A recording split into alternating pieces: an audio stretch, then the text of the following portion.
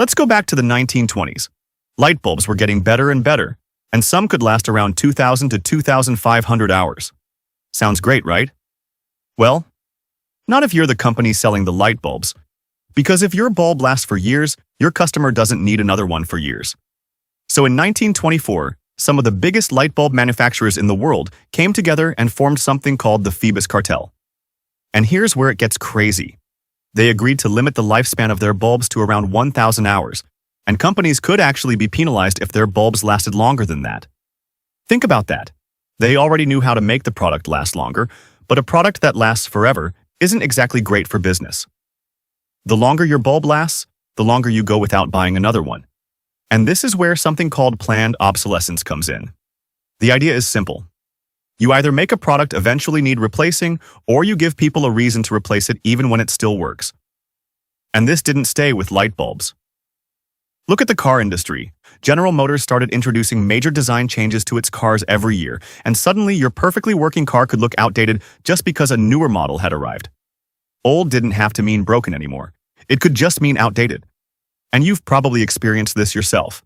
Your phone still works, but there's a new one with a better camera. Your laptop works, but the new one is faster.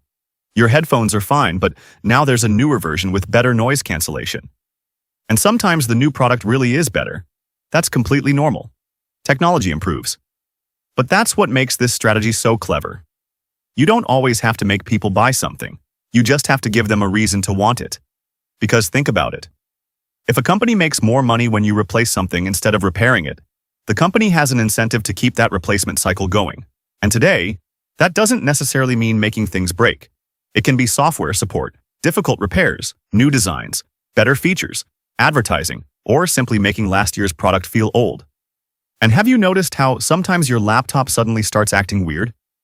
The Wi-Fi stops working, Bluetooth disappears, the sound randomly stops, it starts overheating for no reason, and somehow all of this starts happening right after the warranty or insurance runs out.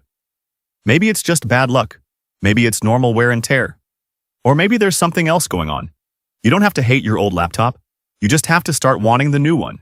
And that's where this gets interesting. How much of what you buy do you actually need, and how much have you simply been convinced that you need? Maybe you saw an ad. Maybe someone you follow had it. Maybe everyone around you started using it. Or maybe you just saw the newer version and suddenly your old one didn't feel as good anymore. Nobody forced you to buy it. You wanted it. And that's the real power of the strategy. The best business strategy isn't making people buy something they don't want. It's making them want something they didn't know they needed.